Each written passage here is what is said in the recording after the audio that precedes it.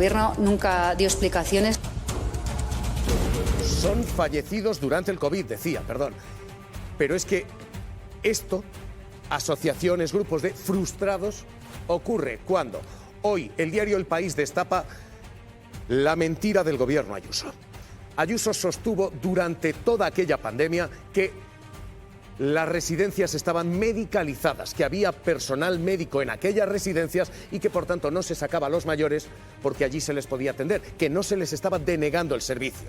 Hoy hemos conocido los correos internos del gobierno Ayuso y Carlos Moore, el hombre que firma los protocolos de la vergüenza, los que impedían sacar a los mayores de aquellos residentes, confirma y confiesa que no están medicalizadas.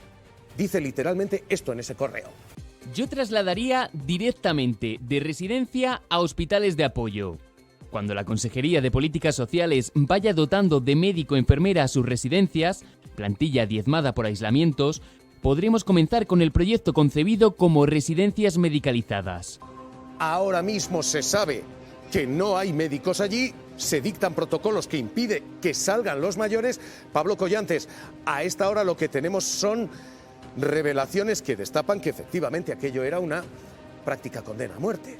Y el contexto, Javier, de esos correos internos también es clave porque Carlos Moore envía ese correo tan solo 8 días después de que la Comunidad de Madrid presentara ese plan para medicalizar las residencias, para dejar allí a los ancianos. Carlos Moore ya avisa de que no está funcionando, de que no se dan las condiciones necesarias porque no se están contratando médicos y los médicos no llegan a las residencias para atender a esos ancianos. La respuesta de la Comunidad de Madrid a eso es que en los 3 días siguientes, tras ese correo, el traslado de pacientes, de usuarios de residencias a los hospitales cae a la mitad de la media diaria en la Comunidad de Madrid en una temporada normal. Recordemos que en este momento estábamos hablando de lo peor de la pandemia. Con todo eso se envía un 19 de marzo y los médicos no llegan a las residencias hasta el 6 de abril. Es cuando se viven esos días críticos de un virus que estaba bajo control. En esa comunicación, lo decías, esa frase de Carlos Moore premonitoria que aseguraba que no quería que ninguna autoridad lamentase en el futuro fallecimientos evitables. Estos documentos, esta documentación interna demuestra ahora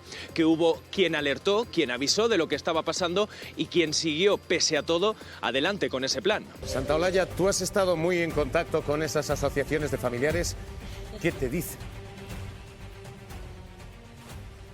Bueno, las asociaciones que han denunciado durante tantos años el maltrato, lo que confirma esta última noticia es la realidad, es que Marea de Residencias, es que Verdad y Justicia, es que todas las asociaciones que han trabajado para defender a sus familiares, para defender su memoria y para defender la verdad, que no era otra cosa, tenían razón, y que esta panda de canallas no solo les ha maltratado psicológicamente, políticamente, institucionalmente, sino también judicialmente, porque han pasado un auténtico calvario de más de 5 años para poder obtener una declaración, de uno de los responsables, y todavía la presidenta de la Comunidad de Madrid se cachondea de todos ellos. Yo creo que si tú eres una de estas personas que está en una plataforma, no eres un activista político, yo no sé ni a qué votan esta gente, no lo he preguntado jamás he preguntado a qué votan, jamás he pensado qué ideología tienen, pero ellos jamás ¿qué les dicen he cuando acompañado escuchan que al se les censo llaman electoral plataformas de frustrados?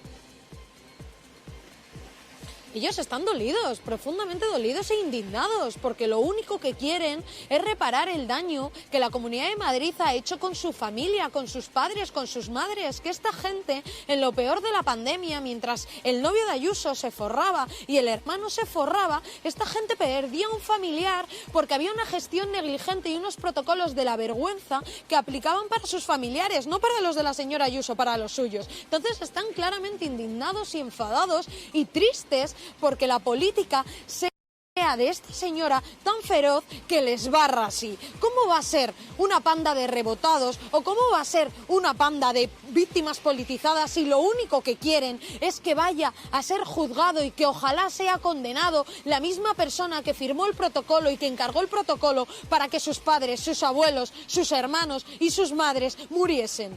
Claro que no son unos rebotados, son familiares que están indignados después de 5 años de calvario judicial y que a día de hoy tienen que aguantar aguantar a la presidenta de la Comunidad de Madrid reírse y mofarse y humillarles constantemente. Y que por eso es importante hacer este tipo de denuncias, porque esta noticia, casualmente, hoy no ha aparecido en otros medios de comunicación. Hoy prefieren hablar de otras cosas, igual que lo prefirieron durante la pandemia, que se culpó incluso al vicepresidente del gobierno, que entonces era Pablo Iglesias, de la gestión de las residencias, porque Ayuso siempre se impune y no puede ser a costa de la vida de la gente y no puede ser a costa del dolor de las mareas de residencias y del dolor de los familiares que quieren protestar por la decencia y por la dignidad. Ya está bien, y son, de verdad, lo dicen los familiares de las residencias, pero te lo digo yo, como analista y como ciudadana, son una panda de canallas, porque reírte del dolor de una víctima, de una persona que acaba de perder hace unos años en la pandemia a su padre o a su madre, no he conocido nada más miserable que lo del señor Carlos Mazón. Ahí andan Ayuso y Carlos Mazón. Sara Santaolalla, cuídate, gracias y un abrazo. Un abrazo muy fuerte. A esta hora esto explota, esto estalla y esos insultos, insisto, ya rayanos en lo personal, frustrados.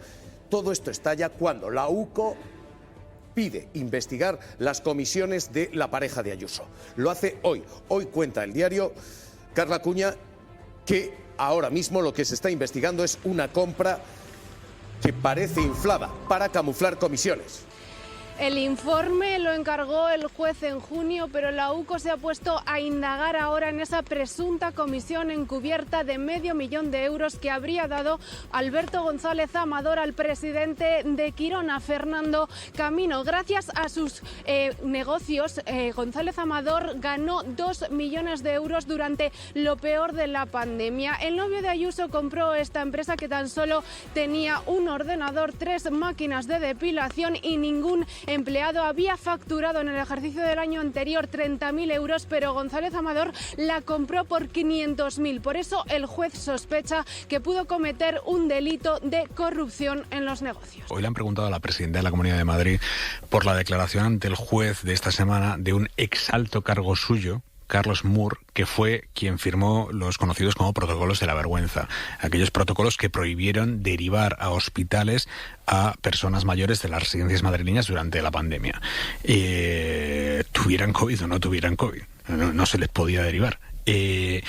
Moore, ante el juez, dijo que el entonces consejero de Sanidad y su viceconsejera conocían aquellos protocolos y que dieron su visto bueno antes de la firma. Claro, el que entonces era consejero hoy es senador y la que entonces era viceconsejera hoy es consejera de Asuntos Sociales del gobierno de Ayuso. Y este exalto cargo, Carlos Moore, apuntó a ellos ante el juez. Bueno, le han preguntado hoy a Ayuso y ella ha contestado como van a escuchar. Presidenta, yo quería preguntarle por esa sesión del juicio que se celebró el lunes, que trataba de los protocolos aplicados en las residencias durante la pandemia. Carlos Moore afirmó que envió esos documentos a la Consejería de Sanidad y es la primera vez que se señala a 2 miembros de su gobierno. No sé qué opinión tiene usted de esto.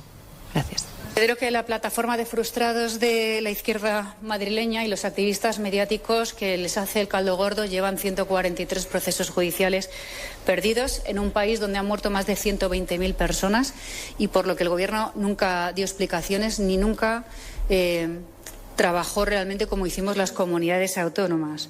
Y desde luego, hasta que llegó el sanchismo, las sociedades científicas, las sociedades médicas y los jueces contaban en nuestro país. Hasta que llegó este señor, el rigor jurídico y el rigor científico era el que imperaba y no el de los comités de expertos falsos que nunca hicieron nada más que manipular a la opinión pública como se pretende hacer ahora. La plataforma de frustrados. Rico.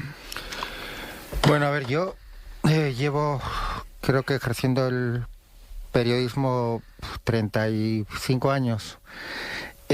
Yo he conocido muy malos políticos, pero Ayuso es la persona más miserable que he conocido. Quiero decir, más allá de su actuación política como ser humano, es la más despreciable que he conocido en estos 30 y pico de años.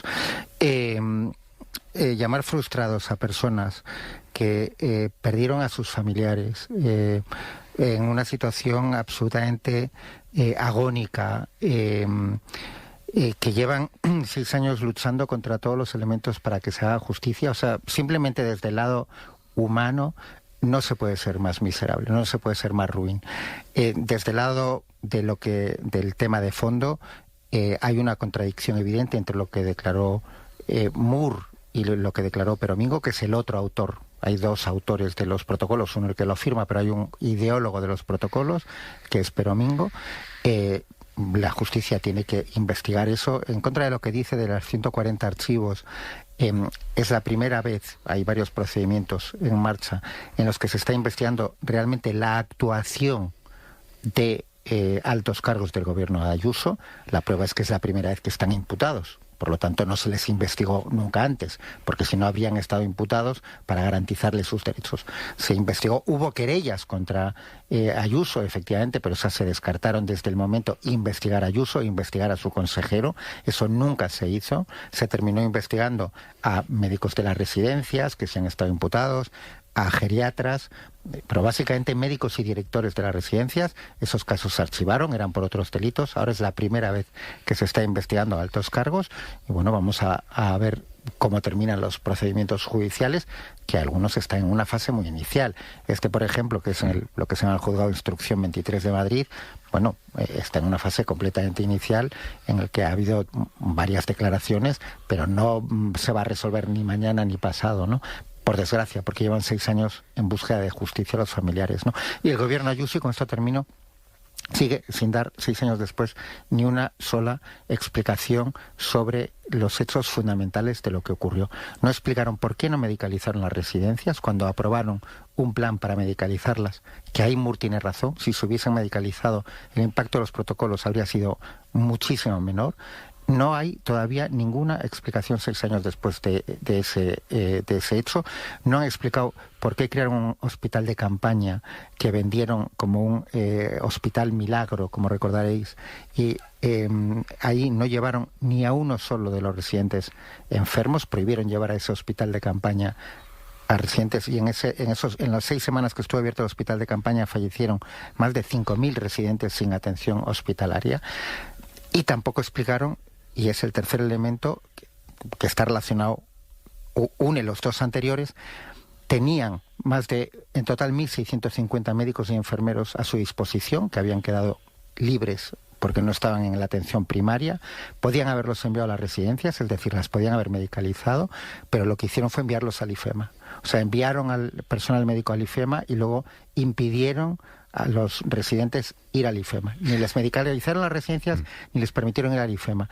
Y la conclusión de eso, y de momento el gobierno Ayuso no ha dado otra conclusión, es que por un acto de propaganda, que fue vender como una operación de propaganda marca de la casa Miguel Ángel Rodríguez, por una operación de propaganda permitieron que miles de personas, miles de residentes no recibiesen la atención hospitalaria a la que tenían derecho. Rico, ¿qué era exactamente lo que prohibían esos protocolos de la vergüenza? Bueno, los protocolos prohibían, y no solo se aprobaron los protocolos, es que luego se aplicaron, porque los protocolos podrían haber sido salvajes en su redacción y no haberse aplicado, pero es que tenemos todos los datos oficiales de la Comunidad de Madrid de que se aplicaron esos protocolos. Muy resumido, establecían un bloqueo bastante enorme a trasladar de las residencias a los hospitales a aquellos residentes que tuviesen un impedimento, que fuesen en silla de ruedas, por ejemplo, que no fuesen independientes para la marcha, en lenguaje, pero vamos, que no pudiesen caminar por sí mismos, o que tuviesen un deterioro cognitivo medio o alto. Es decir, o sea, tuvieran o no COVID. No, es que daba igual. No, en los protocolos es que de hecho hay un apartado que es para los que tienen problemas respiratorios y otro para los que no, tuviesen o no, que es una de las grandes manipulaciones del gobierno de Madrid, que dicen, es que no había respiradores. No, ya, pero es que esto es para todos. Y efectivamente tuvieran o no COVID. Con una excepción, por cierto, que le añade todavía crueldad a la miseria de la señora Ayuso, ¿no?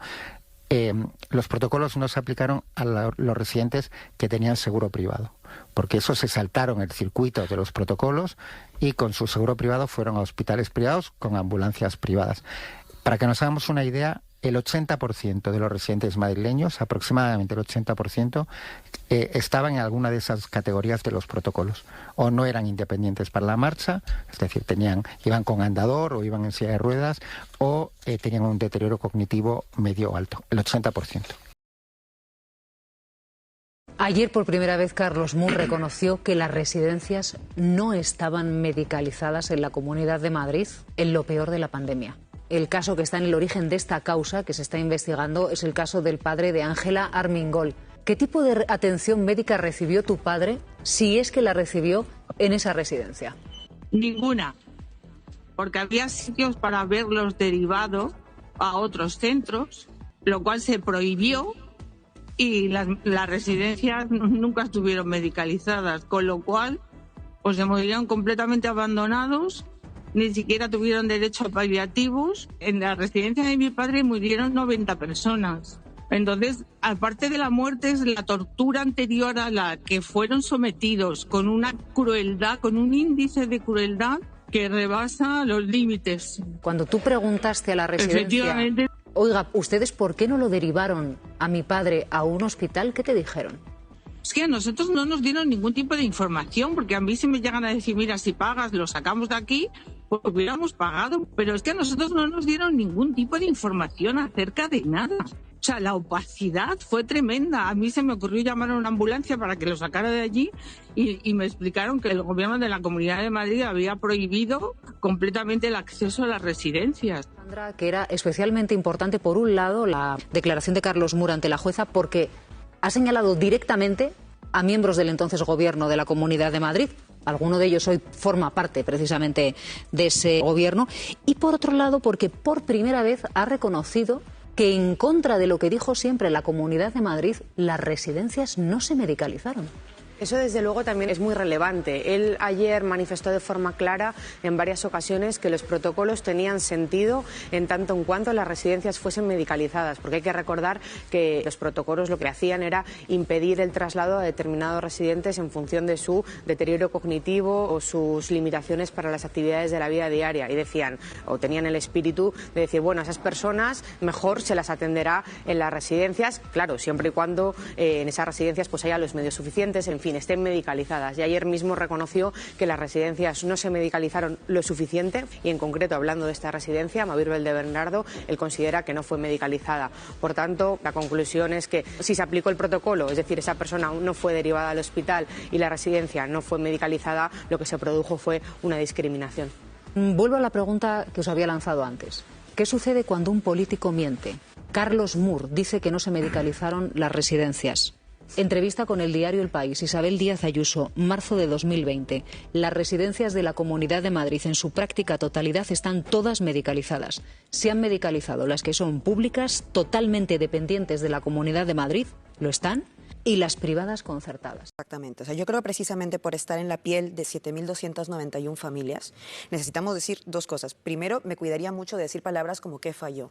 No falló. Ha habido una intencionalidad política. En el momento en que tú decides escribir un protocolo, firmarlo para que se implemente, hay una decisión política. No es un fallo, no es un error. Es una decisión política de la Comunidad de Madrid que toma una decisión y que luego, obviamente, es aplicado por los entes que luego han de aplicar ese protocolo. Pero ha habido una decisión política y eso es lo primero que hay que poner sobre la mesa. No fue un fallo, no fue una tragedia, fue una decisión política, voluntaria, por parte de un gobierno autonómico. Y eso hay que decirlo claramente. Lo segundo, ¿qué cosa debieron hacer las residencias y tal? Hay una cosa que a mí me parece importante. Las residencias no contaban con la medicalización que necesitaban, que también era potestad de la Comunidad de Madrid.